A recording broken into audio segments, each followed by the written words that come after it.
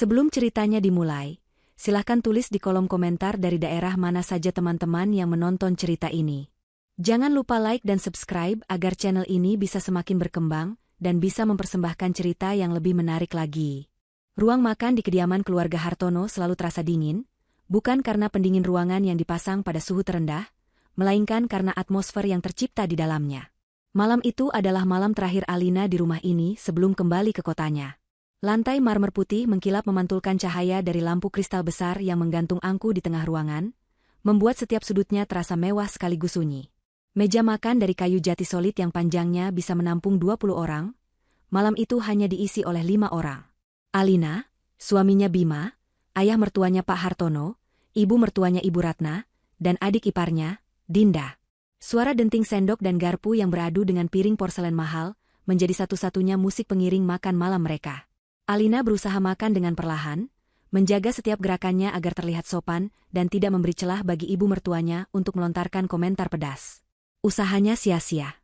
Ketika ia menuangkan air putih ke gelas Bima, Ibu Ratna berdaham pelan, cukup untuk menarik perhatian semua orang. Alina, caramu memegang teko itu lucu sekali. Seperti orang di kampung saya dulu kalau mau menimba air dari sumur. Kaku sekali, ujarnya dengan senyum tipis yang tidak pernah mencapai matanya. Kata-katanya dilapisi gula, namun intinya adalah racun yang menusuk. Bima, yang duduk di sebelah Alina, tampak sedikit tidak nyaman. Ibu, sudahlah. Cara orang kan beda-beda, katanya pelan, mencoba membela. Namun, satu lirikan tajam dari Ibu Ratna sudah cukup untuk membuat Bima kembali menunduk dan fokus pada makanannya. Pak Hartono, seperti biasa, hanya diam. Keheningannya adalah bentuk persetujuan, sebuah dinding yang tidak akan pernah bisa ditembus oleh Alina. Alina hanya tersenyum lembut, seolah kata-kata itu adalah angin lalu. Maafkan saya, Bu. Mungkin karena saya jarang memegang teko semewah ini, jawabnya dengan nada rendah hati, sebuah jawaban yang ia tahu akan memuaskan ego mertuanya. Ibu Ratna tersenyum puas, merasa menang. Namun, kemenangan itu rupanya tidak cukup bagi Dinda. Ketika Alina hendak mengambil lauk, Dinda, yang duduk di seberangnya, menggeser piring saji berisi sup kental. Gerakannya tiba-tiba dan disengaja, membuat sedikit kuah panas tumpah mengenai gaun katun sederhana yang dikenakan Alina. UPS. Kak Alina, maaf sekali. Aku tidak sengaja, seru Dinda dengan ekspresi kaget yang dibuat-buat. Rasa panas yang lengket langsung terasa di paha Alina, namun ia menahannya. Tidak apa-apa, Dinda. Hanya sedikit, jawabnya sambil mengambil serbet untuk membersihkan noda itu.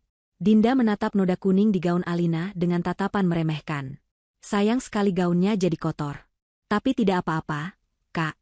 Nanti aku belikan yang baru, yang bahannya lebih bagus, biar kalau kena tumpahan tidak langsung meresap begitu. Di balik senyum sabarnya, ingatan Alina melayang ke hari pernikahannya 2 tahun lalu. Ia dan Bima memilih konsep pesta kebun yang sederhana namun hangat, sesuai dengan kepribadian mereka. Ia mengenakan gaun putih simpel rancangan temannya dan di jarinya tersemat cincin emas putih dengan sebuah permata kecil, warisan dari neneknya. Ia sangat bahagia hari itu, sampai Ibu Ratna mendekatinya di tengah kerumunan tamu. Beliau memegang tangan Alina, bukan untuk memberi selamat, melainkan untuk mengamati cincin itu dengan tatapan aneh. Alina, ini cincin pernikahanmu? Tanyanya dengan suara cukup keras hingga beberapa kerabat di dekatnya menoleh. Alina mengangguk bangga. Iya, Bu. Ini warisan dari nenek saya. Ibu Ratna tertawa kecil, tawa yang terdengar seperti pecahan kaca. Oh, warisan. Saya kira Bima tidak mampu membelikanmu yang layak. Cincin apa ini? Seperti dari pasar loak saja. Keluarga kami tidak terbiasa dengan logam murahan seperti ini. Nanti Bima bisa belikan kamu berlian yang pantas. Ya, jangan pakai ini lagi di depan keluarga besar. Malu-maluin. Dunia Alina seakan runtuh saat itu. Senyumnya membeku, dan matanya terasa panas. Ia melihat Bima berdiri tak jauh dari sana, mendengar semua ucapan ibunya, namun hanya bisa menatapnya dengan pandangan menyesal tanpa melakukan apa-apa. Sejak hari itu, Alina mengerti posisinya. Ia adalah orang luar, si miskin yang beruntung dinikahi anak pengusaha. Sejak hari itu pula, ia berjanji pada dirinya sendiri. Ia akan menyembunyikan identitas aslinya, identitas sebagai satu-satunya pewaris kerajaan bisnis adiwangsa milik kakeknya. Ia ingin cinta Bima yang tulus, cinta yang tidak didasari oleh harta. Ia ingin membuktikan bahwa ia bisa diterima karena pribadinya, bukan karena pundi-pundi uang di belakang namanya. 2 tahun ia bertahan, menelan semua hinaan, memakai pakaian sederhana, dan hidup seolah ia benar-benar gadis biasa dari keluarga sederhana. Semua demi mempertahankan pernikahannya dan harapan bahwa suatu hari nanti, keluarga ini akan melihatnya sebagai manusia. Lamunannya buyar saat Bima menyentuh lengannya. "Kamu tidak apa-apa, sayang," bisiknya. Alina menggeleng dan tersenyum. "Aku tidak apa-apa." Makan malam pun berakhir dalam keheningan yang menyesakkan. Keesokan paginya, Bima mengantarnya ke bandara. Di tengah hiruk-pikuk terminal keberangkatan, Bima memeluknya erat. "Maafkan keluargaku, ya. Aku janji, setelah proyek besar ayah berhasil bulan depan, kita akan pindah ke rumah sendiri. Aku janji, kamu tidak perlu merasakan ini lagi." Alina membalas pelukannya, menghirup aroma parfum suaminya untuk terakhir kali sebelum berpisah sementara. Ia hanya tersenyum tipis. Proyek besar yang dibicarakan Bima adalah proyek yang didanai oleh seorang investor misterius dari Singapura. Investor yang tidak mereka ketahui adalah perusahaan induk yang dipimpin oleh Alina sendiri. Ironis, pikirnya. Mereka menghinanya, tanpa tahu bahwa napas perusahaan mereka bergantung pada tanda tangannya. "Hati-hati di jalannya, Mas." Hanya itu yang ia katakan, sebelum berbalik dan melangkah mantap menuju gerbang keberangkatan, merasa lega karena siksaan akhir pekan ini akhirnya usai. Udara di dalam ruang tunggu keberangkatan terasa sejuk dan steril. Alina berjalan melewati kerumunan orang, menarik kopernya dengan langkah ringan. Beban di pundaknya seolah terangkat begitu ia melewati pintu kaca otomatis bandara. Di sini, ia bukan lagi menantu keluarga Hartono yang serba salah. Di sini, ia adalah Alina, seorang wanita bebas yang akan segera pulang ke kehidupannya yang sebenarnya. Ia duduk di salah satu kursi logam yang dingin, memandang lalu lalang manusia. Ada keluarga yang tertawa bersama, sepasang kekasih yang berpegangan tangan, seorang ibu yang menenangkan anaknya yang menangis. Pemandangan itu membuatnya merasakan sedikit kesedihan. Ia merindukan kehangatan keluarga yang normal, sebuah kemewahan yang tidak pernah ia dapatkan dari keluarga suaminya. Namun, perasaan itu segera ia tepis. Sebentar lagi ia akan berada di atas awan, meninggalkan semua kepahitan itu di darat. Ia mengeluarkan ponselnya, memeriksa kembali jadwal penerbangannya. 15 menit lagi panggilan untuk naik ke pesawat akan diumumkan. Ia membuka galeri foto, melihat fotonya bersama Bima saat mereka berlibur di pantai setahun yang lalu. Senyum mereka terlihat begitu tulus. Di saat-saat seperti itu, saat hanya ada mereka berdua, Alina merasa Bima adalah pria yang tepat untuknya. Bima bisa menjadi pria yang hangat, penuh perhatian, dan lucu.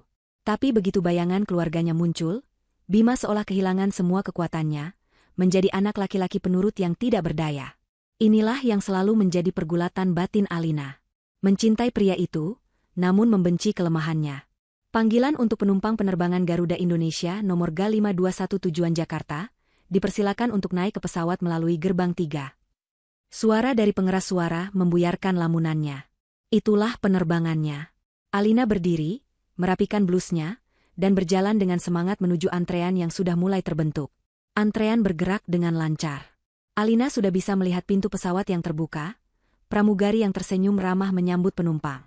Ia menyiapkan ponselnya yang menampilkan kode batang tiket elektroniknya. Jantungnya berdebar ringan, sebuah debaran antisipasi untuk segera duduk di kursi yang nyaman dan memejamkan mata. Tibalah gilirannya. Ia menyodorkan layar ponselnya ke mesin pemindai. Hening sejenak. Lalu, sebuah suara yang memekakan telinga memecah suasana. BF. Sebuah bunyi yang keras dan final, diiringi lampu merah yang berkedip di atas mesin pemindai. Petugas yang tadinya tersenyum, kini mengerutkan kening. Ia mencoba memindai sekali lagi. Hasilnya sama. BF. Penumpang di belakang Alina mulai berbisik-bisik. Wajah Alina terasa panas. "Maaf, Ibu, sepertinya ada masalah dengan tiket Anda," kata petugas itu dengan suara yang pelan dan hati-hati. Wajah profesionalnya kini menunjukkan sedikit rasa iba. "Masalah? Tapi saya sudah check-in secara online tadi pagi. Semuanya beres," jawab Alina, mencoba menjaga suaranya agar tidak bergetar. Ia menunjukkan detail tiket di ponselnya.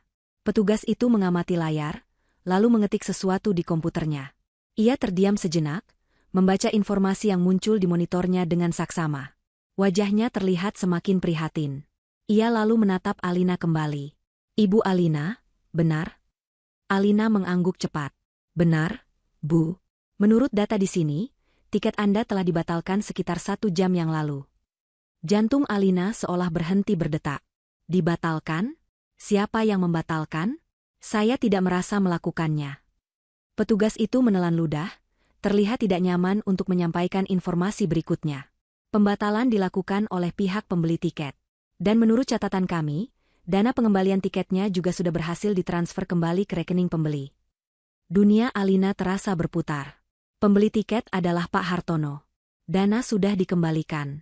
Ini bukan kesalahan sistem. Ini bukan kecelakaan. Ini adalah sebuah rencana. Sebuah rencana kejam yang dirancang untuk menamparnya di depan umum, untuk membuatnya terdampar di bandara tanpa tiket dan tanpa uang, seperti pengemis. Rasa malu yang luar biasa menjalari seluruh tubuhnya. Orang-orang di belakangnya kini menatapnya dengan campuran rasa kasihan dan curiga. Pramugari di pintu pesawat memberinya isyarat bahwa mereka tidak bisa menunggunya. Dengan lemas, Alina melangkah minggir dari antrean, membiarkan orang lain lewat. Ia berjalan seperti robot menuju deretan kursi kosong di sudut terminal yang sepi. Ia menjatuhkan dirinya di salah satu kursi, kopernya tergeletak begitu saja di sampingnya. Suara pengumuman, deru langkah kaki, semuanya terdengar berdengung di telinganya. Ia menatap kosong ke landasan pacu, melihat pesawat yang seharusnya ia tumpangi mulai bergerak mundur, bersiap untuk lepas landas. Pesawat itu membawa harapannya untuk pulang, dan kini ia tertinggal sendirian di neraka ini. Bagaimana ia akan pulang? Mereka pasti berpikir ia tidak punya uang sepeser pun. Mereka pasti sedang membayangkannya menangis, kebingungan, dan akhirnya menelepon Bima untuk memohon pertolongan. Mereka ingin melihatnya hancur. Mereka ingin melihatnya mengemis. Rasa sakit di hatinya begitu dalam, lebih sakit dari hinaan manapun yang pernah ia terima. Ini bukan lagi sekadar kata-kata pedas, ini adalah sebuah tindakan nyata yang bertujuan untuk melumpuhkannya. Apakah Bima tahu? Apakah suaminya terlibat dalam rencana sebusuk ini? Pikiran itu membuatnya mual. Tiba-tiba, ponselnya yang ada di genggamannya bergetar hebat. Sebuah panggilan masuk. Dengan tangan gemetar, ia mengangkat ponsel itu ke depan wajahnya. Nama, Ibu Ratna, terpampang di layar. Jantungnya berdebar sangat kencang, firasat buruk menyelimutinya seperti kabut tebal. Ia menekan tombol hijau untuk menjawab panggilan itu. Sebelum Ibu Ratna sempat mengucapkan sepatah kata pun, Alina mendengar suara yang sangat ia kenal dari seberang sana, suara tawa cekikikan Dinda yang tertahan. Mereka sedang bersama, menunggu saat yang tepat untuk memberikan pukulan terakhir. Sambungan telepon itu terasa dingin di telinga Alina. Suara tawa Dinda yang samar namun jelas terdengar seperti goresan paku di papan tulis, mengiris sisa-sisa ketenangan yang ia miliki. Lalu, suara Ibu Ratna mengalun, manis seperti madu yang dicampur racun. Loh, Alina? Halo? Kamu masih di bandara? Saya kira sudah di pesawat. Pesawatnya ditunda ya? Kasihan sekali, pasti lelah menunggu. Setiap kata diucapkan dengan intonasi keprihatinan yang palsu, sebuah sandiwara murahan yang dirancang untuk menyiksanya secara perlahan. Alina tidak menjawab. Mulutnya terasa kaku, lidahnya keluh. Ia hanya bisa mendengar napasnya sendiri yang terasa berat di dada. Kenapa diam saja? Nak, apa kamu baik-baik saja? Butuh sesuatu? Kalau butuh uang untuk makan, bilang saja. Nanti ibu transfer seadanya, cukup untuk beli roti. Lanjut Ibu Ratna, puncaknya dari segala penghinaan. Ia ingin Alina memohon, mengemis di telepon. Itulah trofi yang ia inginkan. Alina menarik napas dalam-dalam, mencoba menemukan suaranya. Saya, ia memulai, namun Ibu Ratna langsung memotongnya. Oh, sudah dulu ya. Ibu ada urusan penting. Selamat menunggu ya, sayang. Hati-hati di jalan. Klik. Panggilan itu berakhir. Tepat sedetik setelahnya, layar ponselnya menyala, menampilkan notifikasi pesan dari Dinda. Jari-jarinya terasa beku saat ia membuka pesan itu. Kata-kata yang tertera di sana melompat dan menari di depan matanya, membakar retinanya dengan kebencian murni. Sudah kubilang, gembel tidak cocok terbang. Uang tiketmu lebih baik kami pakai untuk makan-makan. Selamat menikmati terminal, ya. Jangan lupa kabari kalau sudah sampai, mungkin tahun depan? Haha. Tawa virtual itu seolah menggema di seluruh terminal bandara, menertawakan kebodohannya, kepolosannya, dan nasibnya yang menyedihkan. Ponsel itu meluncur dari genggamannya, jatuh ke lantai dengan suara pelan yang nyaris tak terdengar. Saat itulah Alina benar-benar hancur. Bukan lagi rasa malu atau marah, melainkan sebuah kehampaan yang dingin dan luas. Ia menunduk, membiarkan rambutnya menutupi wajahnya. Isak tangis kecil yang coba ia tahan akhirnya lolos dari bibirnya. Ia menangis tanpa suara, bahunya bergetar hebat. Semua pengorbanan yang ia lakukan selama 2 tahun terasa sia-sia. Ia menanggalkan statusnya, menyembunyikan kemampuannya, dan hidup dalam kesederhanaan. Semuanya demi mendapatkan cinta dan penerimaan. Tapi apa yang ia dapatkan? Penghinaan. Mereka tidak pernah melihatnya sebagai manusia, sebagai anggota keluarga. Di mata mereka, ia hanyalah aksesori yang tidak pantas, sebuah noda pada citra keluarga Hartono yang terhormat. Pertanyaan yang paling menyakitkan mulai berputar di kepalanya. Apakah Bima tahu? Apakah suaminya, pria yang semalam berjanji akan membawanya ke rumah baru, terlibat dalam konspirasi keji ini? Atau ia hanya terlalu lemah untuk menghentikan keluarganya? Mana yang lebih buruk, seorang suami yang jahat atau seorang suami yang tidak berdaya? Keduanya terasa sama menyakitkannya. Cinta yang ia yakini sebagai fondasi pernikahannya kini terasa seperti ilusi, sebuah rumah pasir yang baru saja disapu oleh gelombang pasang yang ganas. Ia merasa kecil, tidak berharga, dan sendirian. Persis seperti yang mereka inginkan.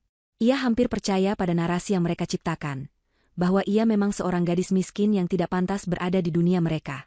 Ia memejamkan mata, membiarkan kegelapan menelannya. Namun, dalam kegelapan itu, sebuah gambaran muncul. Wajah kakeknya, seorang pria yang membangun kerajaannya dari nol, yang mengajarinya tentang kekuatan dan kehormatan. Tangan Alina tanpa sadar meraba lehernya, menyentuh liontin batu hitam sederhana yang selalu ia kenakan di balik blusnya. Liontin itu terasa hangat di kulitnya yang dingin. Ia bisa mendengar suara kakeknya, bergema dari masa lalu, sejelas suara pengumuman di bandara. Kehormatan adalah perisai, Cu, kata kakeknya suatu sore di taman rumah mereka. Orang bisa merampas hartamu, tapi mereka tidak bisa merampas kehormatanmu, kecuali kamu sendiri yang memberikannya.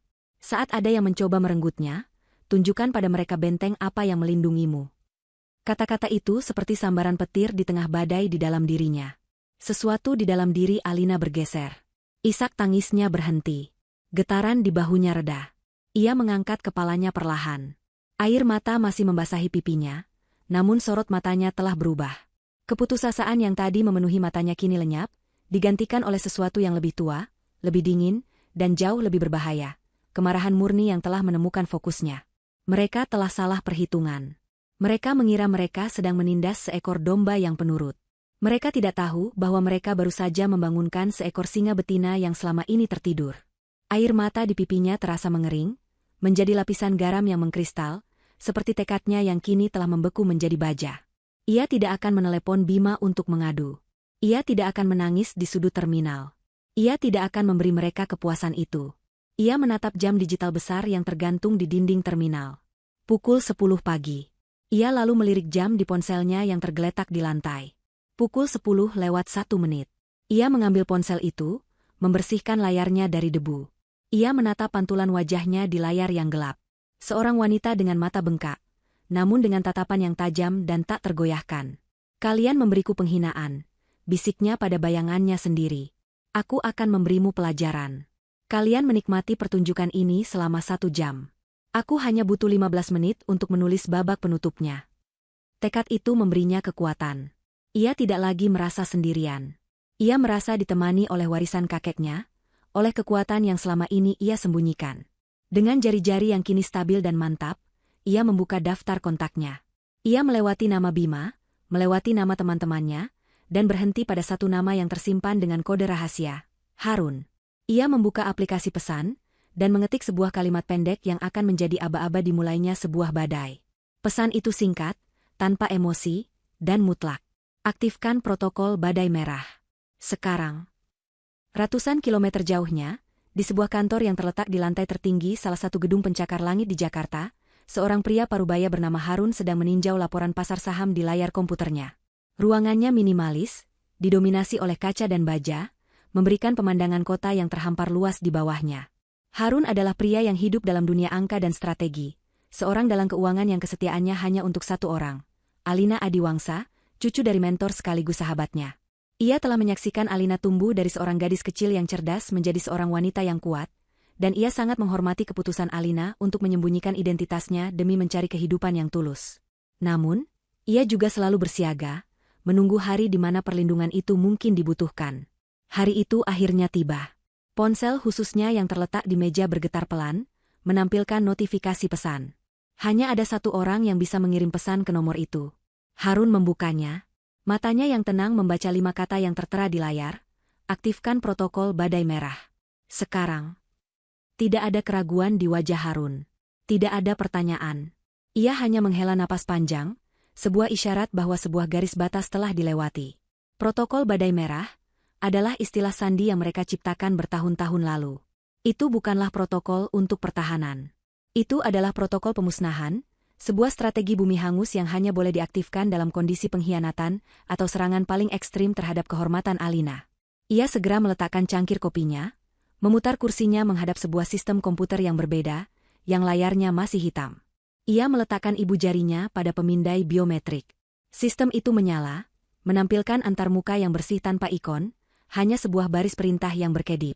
Jari-jarinya menari di atas keyboard dengan kecepatan dan presisi yang menakutkan. Protokol itu memiliki 3 fase serangan digital yang diluncurkan secara simultan.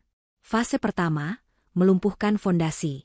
Targetnya adalah PT Jaya Makmur, perusahaan milik keluarga Hartono. Harun mengetik serangkaian perintah. Dalam hitungan detik, sebuah email resmi yang telah disiapkan sebelumnya secara otomatis dikirim dari server aman di Singapura ke seluruh jajaran direksi PT Jaya Makmur dan bank-bank kreditur mereka.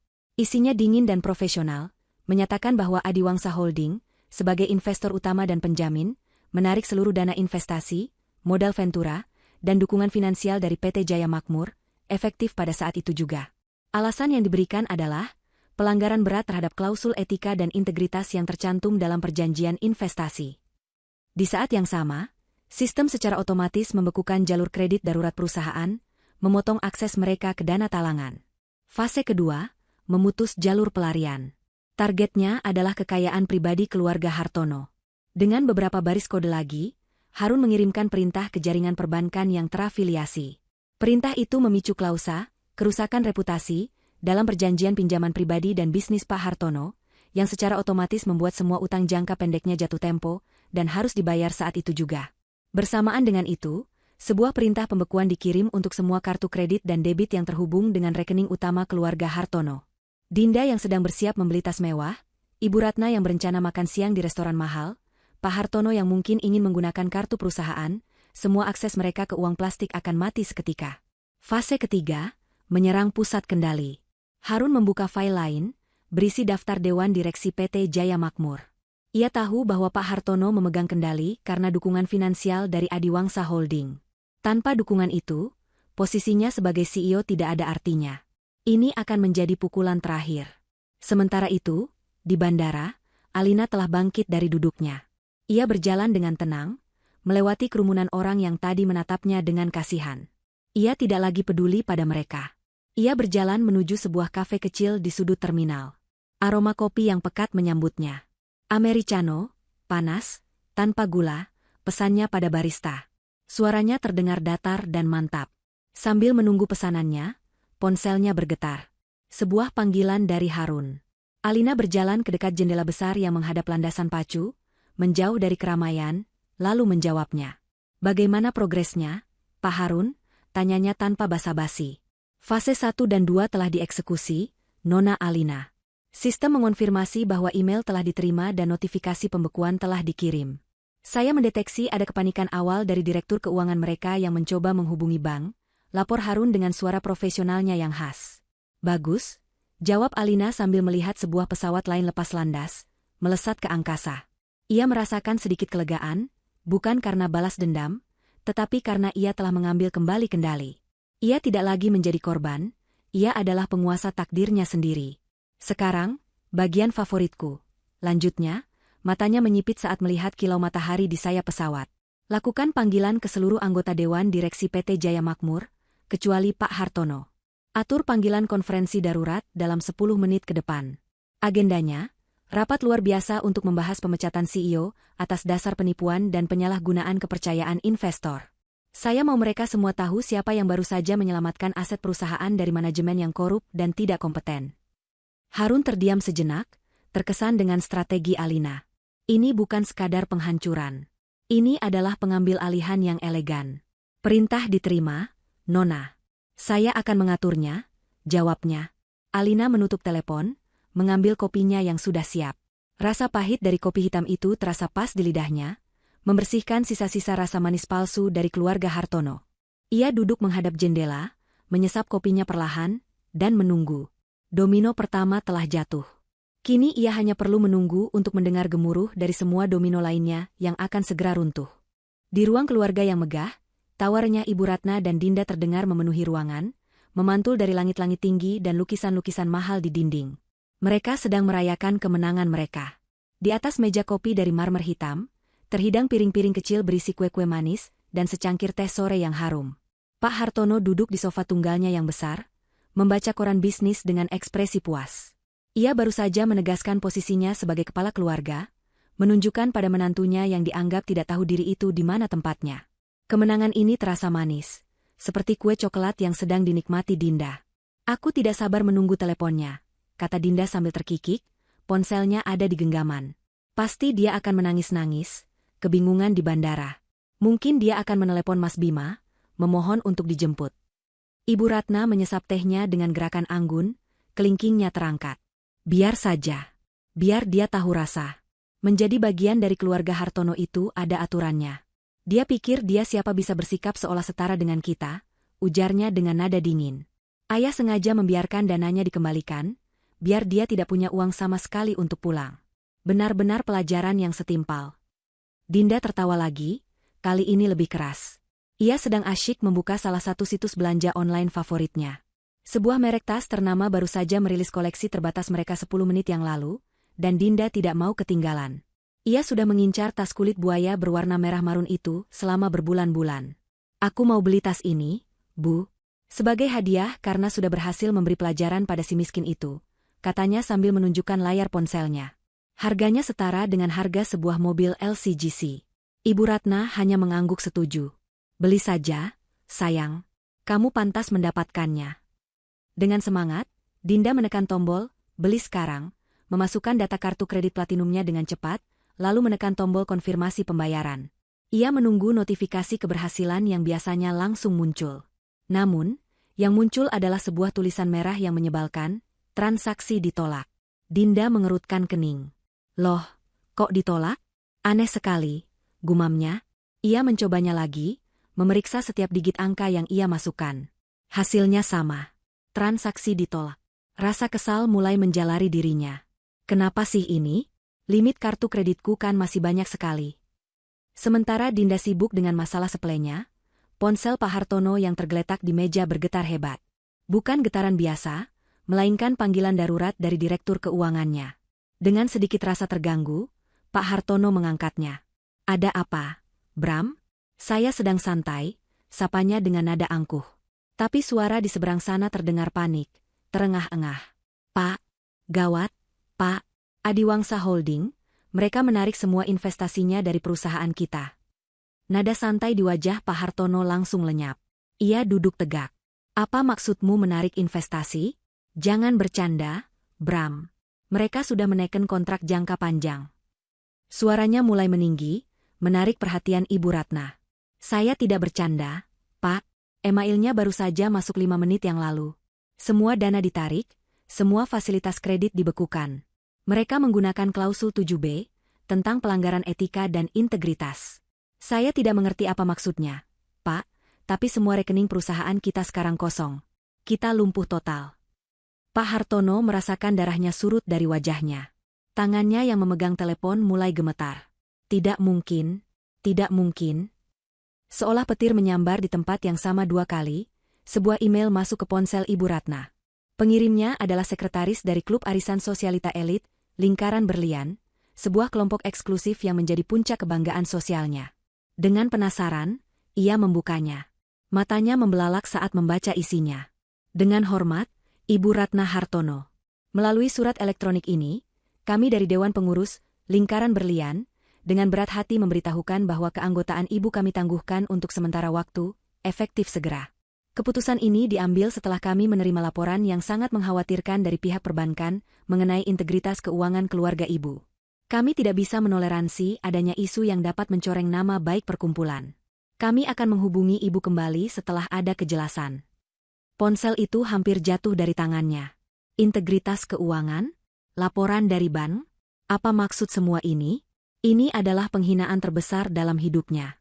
Dikeluarkan dari surga sosialnya. Wajahnya pucat pasi. Kekacauan itu mencapai puncaknya. Dinda menjerit frustrasi karena semua kartu kreditnya tidak berfungsi. Ibu Ratna menatap layar ponselnya dengan tatapan kosong, seolah dunianya baru saja berakhir. Dan Pak Hartono, ia sedang diteriaki oleh direktur keuangannya di telepon, berusaha memahami bagaimana kerajaannya bisa runtuh dalam hitungan menit. Di tengah kepanikan itu, ponsel Pak Hartono berdering lagi, menampilkan panggilan masuk dari nomor yang tidak dikenal, namun di bawahnya ada keterangan, panggilan konferensi. Di saat yang sama, ia menerima pesan singkat dari sekretaris Dewan Direksi. Pak, mohon segera bergabung. Panggilan darurat dari seluruh Dewan. Merasa ini mungkin ada hubungannya dengan masalah investasi. Pak Hartono segera bergabung dalam panggilan itu, berharap bisa meredakan kepanikan Dewan. Selamat sore semuanya. Sapanya, berusaha terdengar tenang. Suasana di seberang sana terasa dingin. Suara yang menjawabnya bukanlah suara yang biasa ia dengar, melainkan suara wakil direktur utama, seorang pria tua yang dihormatinya. Hartono, sapa pria itu dengan nada datar tanpa basa-basi. Kami tidak akan berlama-lama. Kami, seluruh anggota Dewan Direksi, baru saja mendapat pemberitahuan resmi dari Adiwangsa Holding selaku pemegang saham mayoritas dan investor utama kita. Pak Hartono menahan napas. Pemberitahuan apa? Tanyanya dengan suara serak. Terdengar helaan napas berat dari seberang. Berdasarkan bukti penyalahgunaan kepercayaan dan tindakan yang merusak citra perusahaan, Adiwangsa Holding telah menggunakan hak absolut mereka. Hartono, Anda dipecat dari posisi CEO PT Jaya Makmur, efektif saat ini juga. Waktu seolah berhenti. Kata-kata itu menggantung di udara, tajam dan mematikan. Pak Hartono tidak bisa berkata-kata. Ponselnya terlepas dari genggamannya, jatuh ke karpet tebal tanpa suara. Ruangan yang tadinya penuh dengan tawa kemenangan, kini senyap, hanya menyisakan 3 orang dengan wajah pucat dan tatapan kosong, terdampar di tengah reruntuhan kerajaan mereka yang hancur lebur. Bima menyetir mobilnya dengan perasaan ganjil yang mengganjal di dalam dada. Percakapannya dengan Alina di bandara terus terngiang. Senyum tipis istrinya, pelukannya yang terasa sedikit berbeda, dan tatapan matanya yang sulit diartikan. Ia merasa bersalah. Ia tahu akhir pekan itu berat bagi Alina. Ia melihat lirikan tajam ibunya dan mendengar sindiran halus adiknya. Selama ini, ia selalu menenangkan Alina dengan janji-janji, dengan kata-kata seperti, sabar ya, atau, mereka hanya belum terbiasa. Kini, kata-kata itu terasa kosong dan memalukan. Ia berjanji pada dirinya sendiri, sesampainya di rumah nanti, ia akan berbicara serius pada keluarganya. Ia akan menetapkan batas. Ia akan melindungi istrinya, sesuatu yang seharusnya sudah ia lakukan sejak lama. Di tengah lamunannya, ponselnya berdering keras. Itu dari Dinda. Bima tersenyum kecil, mengira adiknya mungkin mau meminta maaf. Ia salah besar. Mas Bima. Gawat, kartu kreditku semuanya diblokir. Aku tidak bisa belanja. Teriak Dinda dari seberang telepon, suaranya terdengar panik dan marah, bukan menyesal. Bima mengerutkan kening. Diblokir? Kenapa? Coba telepon bank. Sudah. Katanya ada masalah dengan rekening utama ayah. Ini aneh sekali, Mas.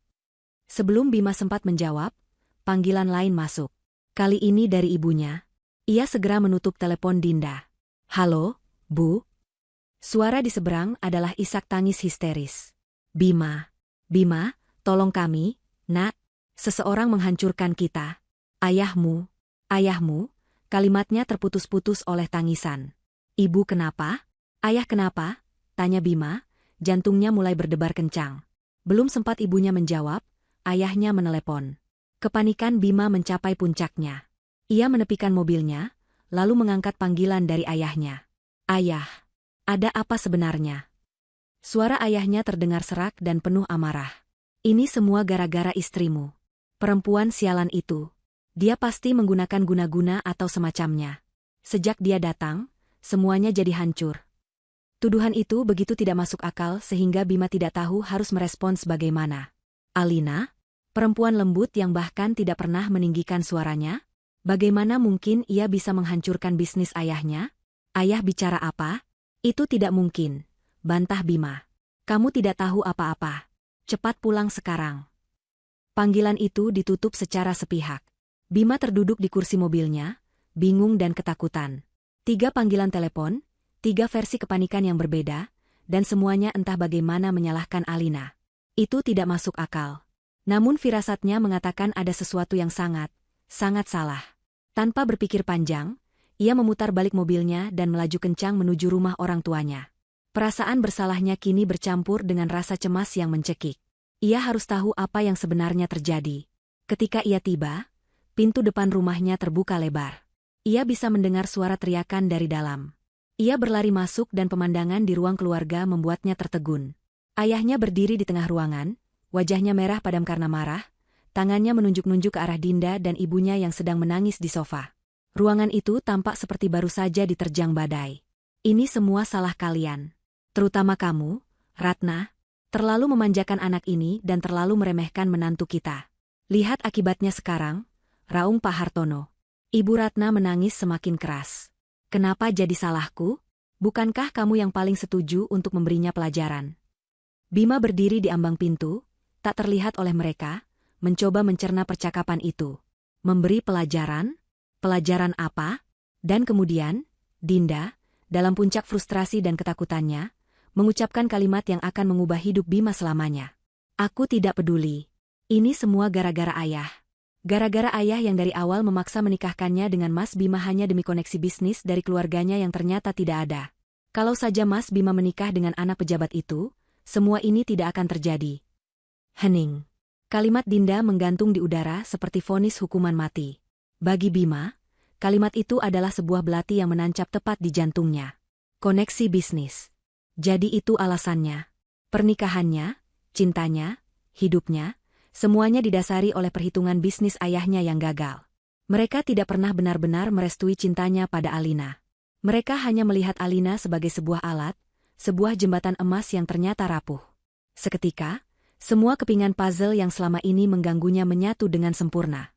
Semua hinaan, semua sindiran, semua perlakuan dingin yang diterima Alina, semua itu bukan karena mereka tidak menyukai Alina, melainkan karena mereka kecewa Alina tidak bisa memberi mereka keuntungan seperti yang mereka harapkan. Rasa mual naik ke tenggorokan Bima. Ia melihat kembali semua kenangan selama 2 tahun terakhir dengan mata yang baru. Wajah sedih Alina saat cincinnya dihina, senyum paksanya saat gaunnya ditumpahi kuah, kesabarannya yang tak terbatas menghadapi semua perlakuan buruk itu. Dan ia, suaminya, hanya berdiri di sampingnya, memintanya untuk bersabar. Betapa pengecutnya dirinya. Ia merasakan gelombang rasa malu dan amarah yang begitu besar, bukan pada Alina, tetapi pada keluarganya dan pada dirinya sendiri. Ia menatap 3 orang di hadapannya. Ayahnya yang serakah, ibunya yang angkuh, dan adiknya yang manja. Wajah mereka kini terlihat asing, mengerikan, seperti monster yang selama ini bersembunyi di balik topeng keluarga. Ia tidak merasakan simpati sedikitpun atas bencana yang menimpa mereka. Ia hanya merasakan jijik. Mereka pantas mendapatkannya. Tanpa mengucapkan sepatah kata pun, Bima berbalik. Bima, kamu mau kemana? Panggil ibunya, menyadari kehadirannya. Bima tidak menoleh. Ia terus berjalan keluar dari rumah itu, keluar dari kebohongan yang telah membesarkannya. Ia masuk ke dalam mobilnya, membanting pintunya hingga tertutup. Hanya ada satu nama di benaknya. Alina. Ia harus menemukan istrinya. Ia harus meminta maaf, bukan hanya dengan kata-kata, tetapi dengan sisa hidupnya. Ia menyalakan mesin mobil, dan dengan ban yang berdecit, ia melesat pergi, kembali ke bandara, meninggalkan reruntuhan keluarganya di belakang tanpa menoleh sedikitpun. Waktu terasa berjalan berbeda bagi Alina. Di luar, dunia berputar seperti biasa. Pesawat lepas landas, pengumuman menggema, orang-orang berlari mengejar jadwal mereka. Namun di dalam gelembung dunianya yang dingin dan tenang, waktu diukur bukan dengan detik, melainkan dengan langkah-langkah strategis yang ia ambil. 12 menit telah berlalu sejak ia mengirim pesan yang memulai segalanya.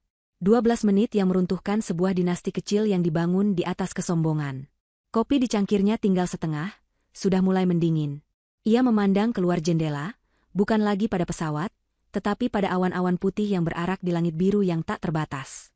Di sanalah tempatnya, bukan di sini, terkurung dalam drama keluarga yang picik. Ia merasa sebuah kelegaan yang aneh, seolah beban yang selama 2 tahun ini ia panggul di pundaknya perlahan-lahan terangkat. Ia tidak merasa bahagia atau menang. Ia hanya merasa benar. Ia melakukan apa yang harus dilakukan untuk melindungi satu-satunya hal yang tidak bisa dibeli dengan uang, kehormatannya. Getaran ponsel di atas meja membuyarkan lamunannya. Nama Bima tertera di layar, berkedip-kedip dengan urgen. Ini adalah panggilan ke-15 darinya dalam 10 menit terakhir. Selama ini Alina mengabaikannya, memberinya ruang untuk mencerna kekacauan yang diciptakan oleh keluarganya sendiri. Tapi sekarang, ia merasa siap. Ia perlu mendengar suaranya. Ia perlu tahu di mana suaminya berdiri setelah badai ini menerpa. Dengan jari yang mantap, ia menggeser tombol hijau dan menempelkan ponsel ke telinganya, tanpa mengucapkan sepatah kata pun. Keheningan di pihaknya disambut oleh suara napas yang terengah-engah dan panik dari seberang. Alina, ya Tuhan, akhirnya kamu angkat. Kamu di mana? Kamu baik-baik saja? Apa yang terjadi sebenarnya? Keluargaku, mereka semua gila. Suara Bima terdengar putus asa, campuran antara kebingungan, ketakutan, dan rasa bersalah yang kental. Alina tetap diam, membiarkan Bima menumpahkan semua kepanikannya. Ia bisa mendengar suara klakson mobil dan drum mesin di latar belakang, menandakan Bima sedang berada di jalan, mungkin sedang mengebut. Ayah menyalahkanmu, ibu menangis, Dinda berteriak-teriak. Aku tidak mengerti apa-apa, Al. Tolong, katakan padaku kamu baik-baik saja. Mohon Bima. Alina akhirnya membuka mulutnya.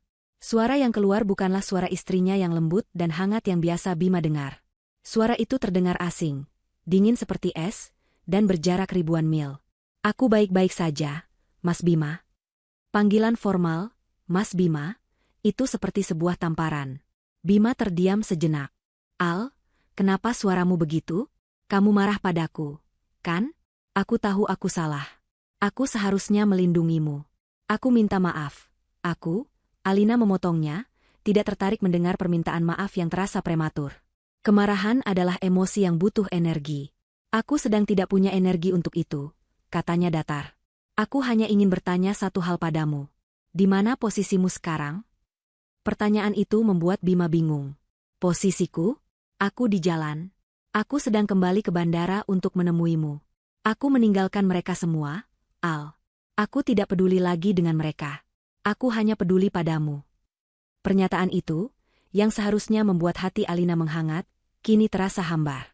Sudah terlambat. Bukan itu yang aku maksud, sahut Alina dengan nada yang lebih dingin. Aku bertanya, di mana posisimu dalam hidup ini? Apa kamu masih berdiri di bawah bayang-bayang keluarga Hartono, atau kamu siap untuk berdiri di atas kakimu sendiri? Bima terdiam, mencoba mencerna pertanyaan yang berat itu. Aku memilihmu, Al.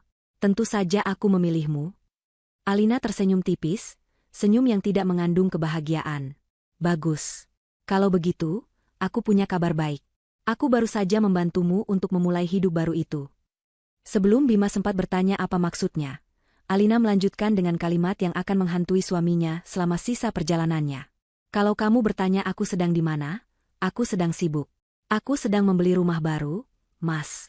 Mungkin kamu tahu alamatnya. Jalan Cendana nomor 12. Klik. Alina menutup teleponnya, membiarkan Bima tergantung dalam kebingungan yang mutlak. Jalan Cendana nomor 12 adalah alamat rumah orang tuanya, rumah tempat ia dibesarkan. Alina meletakkan ponselnya. Waktu menunjukkan 14 menit telah berlalu. 1 menit tersisa untuk pukulan terakhir, pukulan yang paling personal. Ia tidak lagi menghubungi Harun. Untuk urusan ini, ia perlu menghubungi seseorang dari masa lalunya. Seseorang yang terhubung langsung dengan warisan kakeknya. Ia menekan nomor pengacara tua keluarganya, seorang pria bijak yang sudah ia anggap seperti pamannya sendiri. Halo, Paman, sapanya dengan suara yang kini sedikit lebih hangat, penuh hormat. Alina, nak, ada apa? Tumben sekali kamu menelepon di jam kerja, jawab suara ramah di seberang sana. Aku butuh bantuan Paman, kata Alina langsung ke intinya. Surat kuasa absolut yang pernah kakek berikan pada Paman untukku, apakah masih berlaku? Pengacara itu terdiam sejenak, lalu menjawab dengan serius. Tentu saja. Surat kuasa itu memberimu kendali penuh atas semua aset Adiwangsa. Kenapa? Alina menatap bayangannya di kaca jendela kafe. Paman tahu properti di Jalan Cendana nomor 12. Rumah keluarga Hartono? Tentu saja aku tahu. KPR mereka ada di Bank Swadana, kita punya saham signifikan di sana. Sempurna, bisik Alina. Paman, tolong gunakan dana darurat dari perusahaan saya. Saya mau Paman membeli lunas seluruh sisa KPR rumah itu dari bank. Sekarang juga. Bukan menyita. Saya mau membelinya.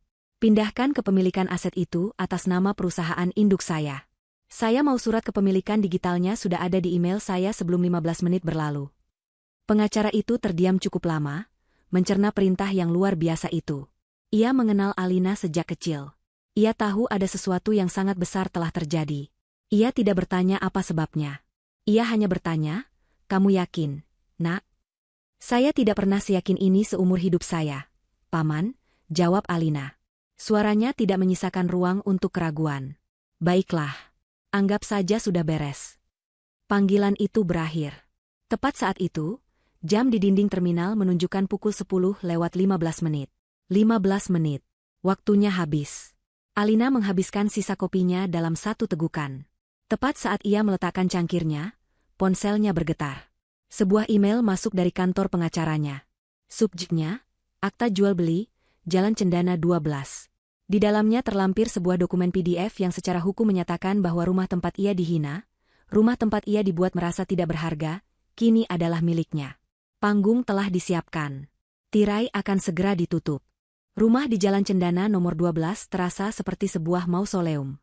Keheningan yang berat dan menyesakan menyelimuti ruangan setelah Bima pergi dengan decitan ban mobil yang terdengar seperti jeritan. 3 orang yang tersisa di dalamnya bergerak seperti bayangan. Pak Hartono terduduk lemas di sofanya, tatapannya kosong, dasinya yang mahal kini terasa seperti jerat di lehernya.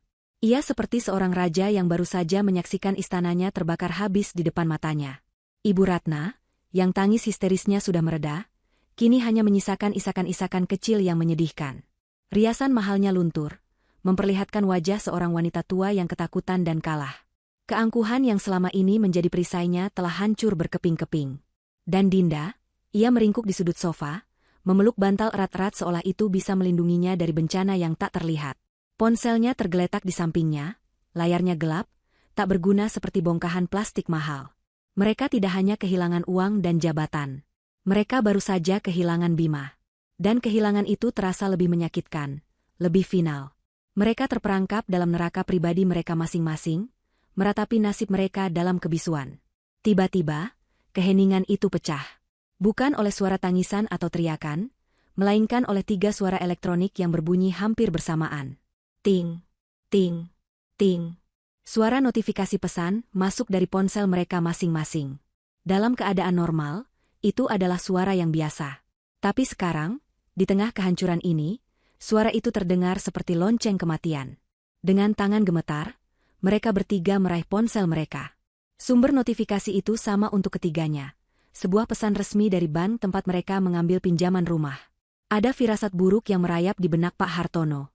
Mungkin bank menagih cicilan. Mungkin mereka mengancam penyitaan. Tapi apa yang ia baca jauh lebih buruk dari itu. Pesan itu singkat, dingin, dan penuh dengan jargon perbankan yang membingungkan namun intinya sangat jelas. Pemberitahuan resmi. Dengan hormat kami sampaikan bahwa fasilitas kredit pemilikan rumah, KPR, Anda dengan nomor referensi 220455817, atas properti di Jalan Cendana nomor 12 telah dilunasi secara penuh pada hari ini, tanggal 13 Oktober 2025. Dengan pelunasan ini, seluruh kewajiban Anda telah selesai dan kepemilikan aset properti secara sah telah berpindah tangan ke pihak pelunas, yaitu PT Adiwangsa Sentosa. Pak Hartono membaca pesan itu 3 kali. Dilunasi? Berpindah tangan? Apa maksudnya ini? Siapa yang melunasi utang rumahnya? Dan siapa itu PT Adiwangsa Sentosa? Nama itu terdengar asing. Kalian dapat pesan yang sama? Tanyanya dengan suara serak. Ibu Ratna dan Dinda mengangguk lemah, wajah mereka sama-sama dipenuhi kebingungan. Siapa itu Adiwangsa Sentosa? Isak Ibu Ratna. Apa mereka menyita rumah kita? Dinda, yang paling cepat berpikir di antara mereka bertiga dalam situasi seperti ini, langsung membuka mesin pencari di ponselnya. Jari-jarinya yang gemetar mengetik nama perusahaan itu, PT Adiwangsa Sentosa. Hasil pencarian muncul seketika. Itu adalah sebuah perusahaan holding swasta raksasa dengan portofolio investasi di bidang properti, perbankan, dan teknologi. Sebuah perusahaan yang sangat tertutup dan jarang terekspos media. Ada tautan menuju situs web resmi perusahaan. Dengan jantung berdebar kencang, Dinda menekannya. Situs web itu terbuka, menampilkan desain yang elegan dan profesional. Ada beberapa menu, tentang kami, portofolio, jajaran direksi. Rasa penasaran yang mengerikan mendorong Dinda untuk menekan menu, jajaran direksi.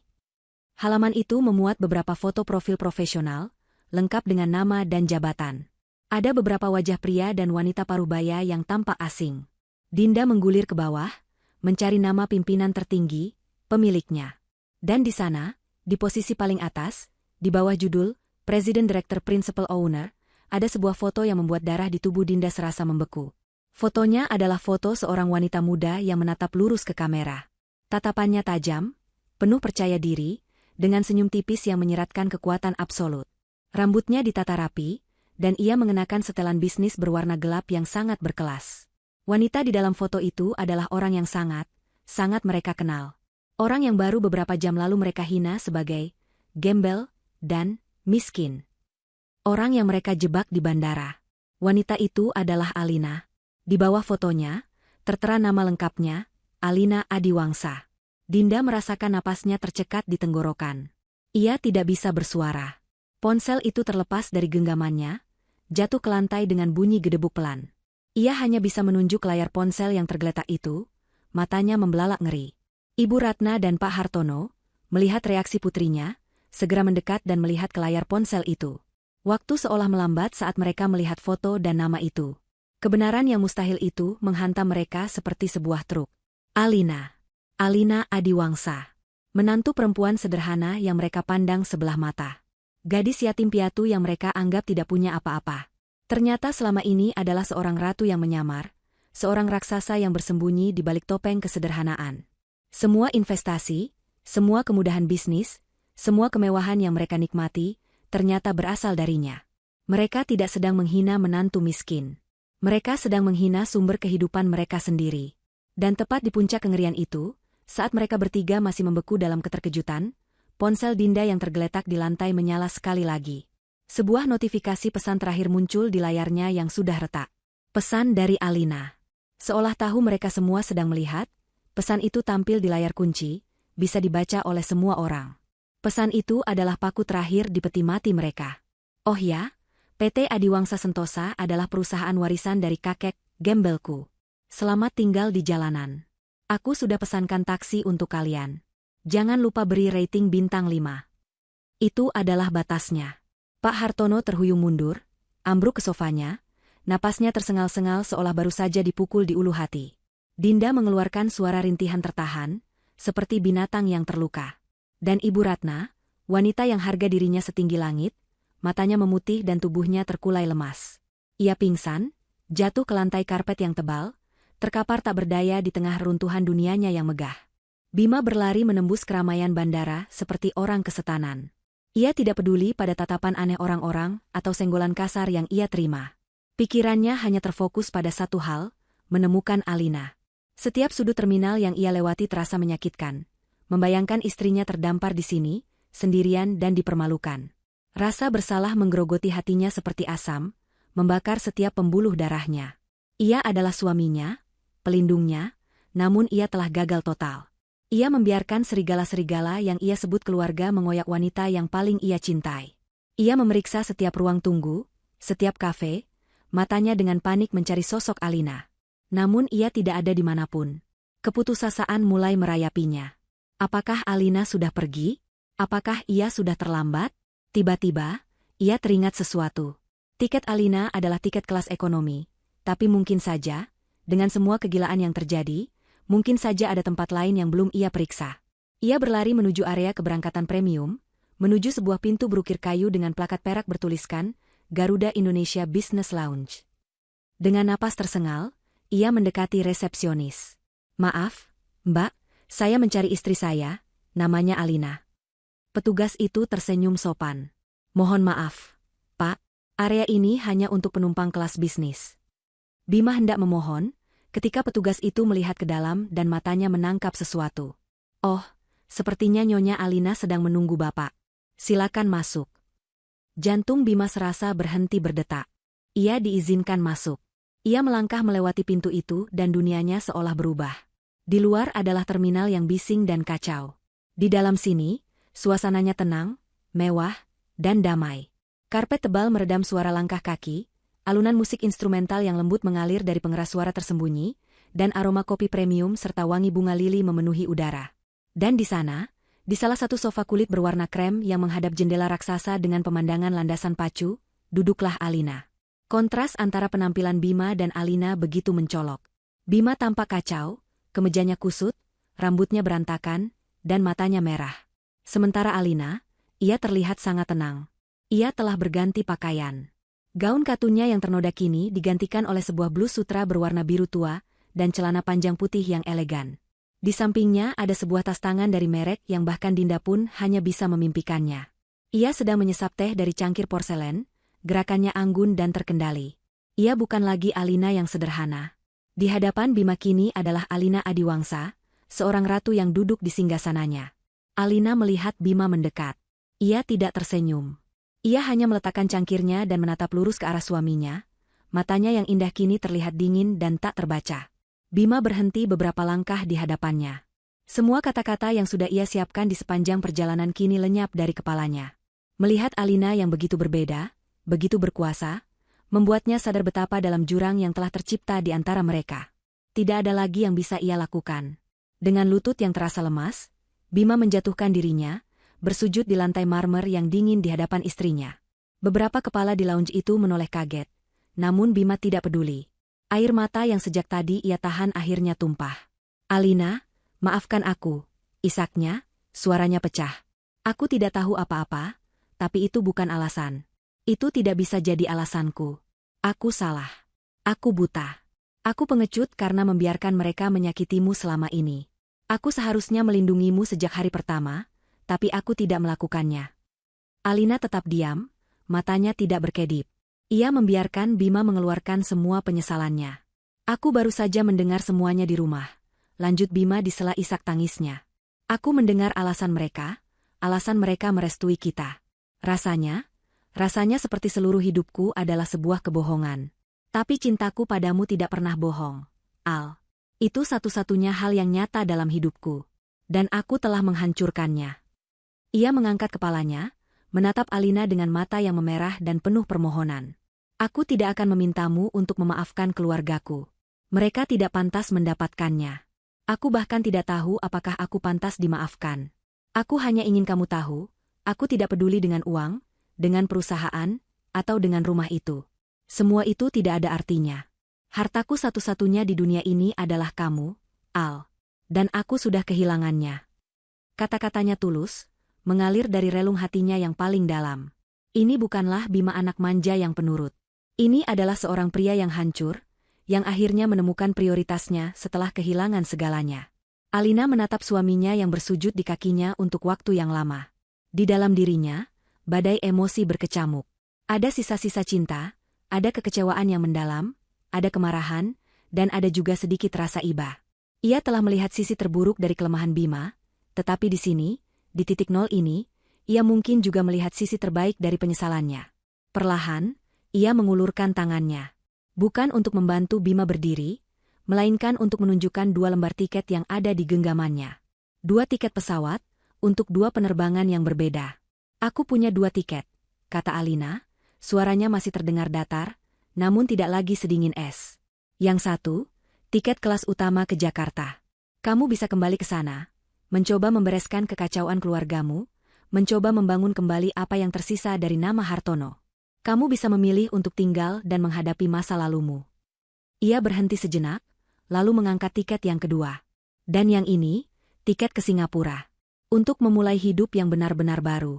Dari nol, tanpa nama besar Adiwangsa, tanpa bayang-bayang Hartono. Hanya kita berdua, sebagai 2 orang biasa yang mencoba membangun masa depan." Ia meletakkan kedua tiket itu di meja kopi di antara mereka. Pilihan itu terhampar dengan jelas. Masa lalu atau masa depan. Penebusan atau permulaan. Ia menatap Bima, yang masih berlutut, dan memberikan ujian terakhirnya. "Pesawat kita akan berangkat sebentar lagi, Mas. Kamu ikut, atau tinggal bersama mereka?" Bima menatap 2 tiket yang tergeletak di atas meja kaca itu. 1 tiket mewakili dunia yang baru saja runtuh, sebuah dunia yang penuh dengan kebohongan, keserakahan, dan rasa sakit. Tiket lainnya adalah sebuah lompatan ke dalam ketidakpastian, sebuah janji akan masa depan yang harus ia bangun dengan tangannya sendiri, tetapi bersama wanita yang ia cintai. Tidak ada keraguan sedikit pun dalam benaknya. Tanpa ragu, Ia mengulurkan tangannya yang gemetar dan mengambil tiket menuju Singapura. Ia bahkan tidak melirik tiket ke Jakarta. Ia menggenggam tiket itu erat-erat, seolah itu adalah tali penyelamat terakhirnya. Ia kemudian mengangkat kepalanya, menatap Alina dengan sorot mata yang penuh dengan keputusan dan kelegaan. "Aku ikut denganmu," katanya dengan suara serak namun tegas. "Kemanapun kamu pergi, aku akan memulai dari manapun, selama itu bersamamu." Sebuah senyum yang sangat tipis, nyaris tak terlihat, tersungging di bibir Alina. Itu bukanlah senyum kemenangan, melainkan senyum kelegaan. Ia akhirnya berdiri. "Kalau begitu, ayo, pesawat kita akan segera berangkat." Perjalanan dari lounge menuju gerbang keberangkatan terasa berbeda. Bima berjalan di samping Alina, bukan lagi sebagai suami yang lalai, melainkan sebagai seorang partner yang setara. Ia menarik koper Alina, menolak saat Alina mencoba mengambilnya. Itu adalah gestur kecil, namun syarat makna. Ia ingin melayani, ingin melindungi, ingin menebus semua kelalaiannya di masa lalu. Mereka menaiki pesawat dan disambut dengan hormat oleh awak kabin. Mereka diantar menuju kabin kelas utama yang mewah dan privat. Saat mereka duduk di kursi kulit yang empuk, Bima meraih tangan Alina dan menggenggamnya erat. Ia tidak melepaskannya, seolah takut jika ia melepaskannya, Alina akan menghilang. Saat pesawat mulai bergerak perlahan di landasan pacu, Bima akhirnya berbicara. "Terima kasih, Al," bisiknya. "Terima kasih sudah memberiku kesempatan kedua." Alina menoleh padanya. "Ini bukan kesempatan kedua, Bima. Ini adalah kesempatan pertama. Untuk kita memulai semuanya dengan benar. Dengan kejujuran, tanpa ada rahasia." Pesawat itu akhirnya lepas landas, melesat naik menembus awan, meninggalkan kota yang penuh dengan kenangan pahit di bawah sana. Di bawah sana, di sebuah rumah yang kini terasa asing, sebuah keluarga sedang menghadapi konsekuensi dari perbuatan mereka. Karma yang mereka terima bukanlah kemiskinan total dalam sekejap. Karma mereka jauh lebih halus dan jauh lebih menyakitkan. Mereka tidak hanya kehilangan harta dan status. Mereka kehilangan harga diri. Mereka kehilangan putra yang selama ini mereka coba kendalikan. Mereka ditinggalkan dengan kehampaan, dipaksa untuk menghadapi cerminan diri mereka yang sebenarnya. Orang-orang yang picik dan kosong. Saat pesawat telah mencapai ketinggian jelajah yang stabil dan tanda kenakan sabuk pengaman telah padam, ponsel Alina bergetar. Sebuah pesan dari Harun. "Nona Alina, semua aset atas nama keluarga Hartono telah berhasil dibekukan dan proses likuidasi telah dimulai. Perkiraan nilai totalnya sangat signifikan. Apa instruksi Anda selanjutnya mengenai dana tersebut?" Bima, yang melihat pesan itu dari sudut matanya, hanya bisa menelan ludah. Skala kekuasaan istrinya masih terasa surreal baginya. Alina terdiam sejenak, menatap keluar jendela ke hamparan awan yang menyerupai lautan kapas putih. Ia berpikir sejenak, bukan tentang balas dendam, tetapi tentang keadilan. Jari-jarinya kemudian dengan tenang mengetik pesan balasan. "Pak Harun, tolong jual semua aset tersebut. Setelah semua utang dan pajak lunas, bagi sisa hasilnya menjadi 2 bagian yang sama." Harun di seberang sana langsung membalas. "Baik, Nona. Setengah bagian pertama akan dialokasikan kemana?" Alina tersenyum tipis. "Sumbangkan seluruhnya ke yayasan panti asuhan dan beasiswa untuk anak-anak kurang mampu atas nama mendiang kakek saya." "Perintah diterima, Nona. Lalu, bagaimana dengan setengah bagian sisanya? Apakah akan dimasukkan ke rekening Nona?" tanya Harun. Disinilah letak keadilan menurut Alina. Ia mengetik pesan terakhirnya, pesan yang menjadi vonis akhir bagi keluarga Hartono. "Tidak. Berikan setengah sisa itu pada keluarga Hartono. Jumlahnya tidak akan banyak, tapi cukup untuk mereka memulai hidup baru yang sederhana di sebuah rumah kontrakan kecil di pinggir kota. Cukup untuk hidup pas-pasan, seperti kehidupan yang selama ini selalu mereka hina." Harun membalas dengan satu kata, "Kenapa, Nona?" Pertanyaan itu adalah pertanyaan yang sama yang ada di benak Bima. Kenapa masih memberi mereka sesuatu setelah semua yang mereka lakukan? Alina menoleh pada Bima, seolah menjawab pertanyaan mereka berdua. Ia lalu mengetik balasannya pada Harun. Karena balas dendam terbaik bukanlah membuat mereka melarat. Balas dendam terbaik adalah memaksa mereka untuk menjalani kehidupan yang selalu mereka rendahkan, setiap hari selama sisa hidup mereka. Biarkan mereka belajar arti kerja keras dan kerendahan hati yang sesungguhnya. Setelah mengirim pesan itu, Alina melakukan satu hal terakhir. Ia mematikan ponselnya, memutus hubungan terakhirnya dengan masa lalu yang kelam itu. Ia lalu menyandarkan kepalanya di bahu Bima, merasakan kehangatan yang sudah lama ia rindukan. Mereka tidak berbicara lagi. Mereka hanya duduk dalam keheningan yang nyaman, menatap cakrawala yang tak berujung di depan mereka. Mereka tidak hanya terbang menuju Singapura. Mereka terbang menuju kehidupan baru, sebuah kanvas kosong yang akan mereka lukis bersama. Dan kali ini, mereka akan melukisnya dengan warna-warni kejujuran, rasa hormat, dan cinta yang telah teruji oleh badai. 2 tahun telah berlalu. Di sebuah apartemen yang lapang di ketinggian salah satu gedung di Marina Bay Sands, Singapura, aroma kopi yang baru diseduh bercampur dengan wangi roti panggang, menciptakan kehangatan yang kontras dengan pemandangan kota yang modern dan gemerlap di balik jendela kaca yang terbentang dari lantai ke langit-langit. Alina Adiwangsa, dengan rambut yang diikat seadanya dan mengenakan piyama sutra yang nyaman, sedang mengoleskan selai pada roti panggangnya. Di seberang meja bar dapur yang terbuat dari pualam putih, Bima sedang menuangkan kopi ke dalam 2 cangkir. Tidak ada lagi jejak kerapuhan atau kebingungan di wajahnya. Ia tampak lebih dewasa, lebih tenang, dengan sorot mata yang memancarkan kepercayaan diri yang ia bangun sendiri. Ia tidak lagi mengenakan setelan mahal warisan ayahnya. Pagi ini, ia hanya memakai kaos oblong sederhana dan celana pendek. Namun ia terlihat lebih berwibawa dari sebelumnya. Klien dari Jepang itu akhirnya setuju dengan proposal kita, kata Bima sambil meletakkan secangkir kopi di depan Alina. Mereka terkesan dengan model bisnis kita yang berfokus pada keberlanjutan. Ini akan menjadi proyek terbesar kita sejauh ini. Alina tersenyum tulus, senyum yang kini selalu mencapai matanya. Sudah kubilang mereka akan setuju. Ide-idemu brilian, Mas. Kamu tidak hanya menjual produk, kamu menjual integritas. Itu langkah sekarang. Bima tersenyum balik, meraih tangan istrinya dan mengecupnya. Setelah mereka pindah ke Singapura, Bima menolak semua tawaran untuk bekerja di salah satu anak perusahaan Adiwangsa. Ia bersikeras untuk memulai dari nol. Dengan sisa tabungan pribadinya dan pinjaman kecil dari bank, ia mendirikan sebuah firma konsultan bisnis kecil yang berfokus membantu usaha kecil dan menengah untuk menerapkan praktik bisnis yang etis dan ramah lingkungan. Perusahaannya, yang hanya memiliki 3 orang karyawan, tumbuh perlahan namun pasti, dibangun di atas reputasi dan kerja kerasnya sendiri. Ia akhirnya menjadi pria yang ia inginkan, berdiri di atas kakinya sendiri. Bagaimana dengan jadwalmu hari ini? Tanya Bima. Pagi ini ada rapat dewan direksi, membahas ekspansi ke Vietnam. Siangnya, aku ada kunjungan ke lokasi yayasan pendidikan anak yang kita danai di Jurong West, jawab Alina sambil menggigit roti panggangnya. Sejak mengambil alih kendali penuh PT Adiwangsa Sentosa, Alina mengubah wajah perusahaan. Ia tidak lagi bersembunyi. Ia menjadi seorang pemimpin yang dihormati, dikenal karena ketajaman bisnisnya sekaligus kedermawanannya. Di bawah kepemimpinannya, perusahaan tidak hanya mengejar keuntungan, tetapi juga menjalankan program-program sosial yang signifikan. Ia adalah bukti hidup bahwa kekuatan dan kebaikan bisa berjalan beriringan. Mereka menghabiskan sarapan mereka dengan obrolan ringan tentang pekerjaan, rencana akhir pekan, dan hal-hal kecil lainnya yang membangun sebuah kehidupan. Tidak ada lagi ketegangan, tidak ada lagi kata-kata yang tak terucap. Hubungan mereka kini adalah sebuah kemitraan yang sejati, dibangun di atas puing-puing masa lalu yang telah mereka tinggalkan jauh di belakang. Siang harinya, setelah rapat dewan direksi yang berjalan lancar, Alina duduk sendirian di kantornya yang luas. Kantor itu tidak dipenuhi dengan kemewahan yang mencolok, melainkan dengan karya seni kontemporer dan rak-rak buku yang tinggi. Dari jendelanya, ia bisa melihat kapal-kapal tanker yang bergerak perlahan di Selat Singapura. Ia baru saja menyelesaikan panggilan video dengan Harun di Jakarta.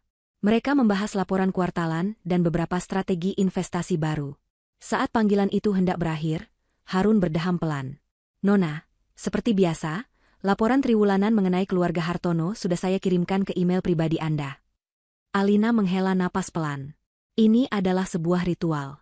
Setiap 3 bulan sekali, Harun akan mengirimkan laporan singkat tanpa diminta, sebuah pembaruan tentang kehidupan keluarga yang pernah menjadi bagian dari hidupnya. Awalnya ia ragu untuk membacanya, namun Harun bersikeras bahwa sebagai pemilik aset yang secara tidak langsung masih menopang mereka, ia berhak tahu. Itu bukan lagi tentang balas dendam, melainkan tentang tanggung jawab. Terima kasih, Pak Harun, jawab Alina singkat, lalu menutup panggilan itu. Ia membuka email pribadinya. Subjeknya hanya bertuliskan, laporan kuartalan Q3, Haji dengan sekali klik, dokumen itu terbuka. Isinya adalah rangkuman kehidupan yang telah berubah 180 derajat.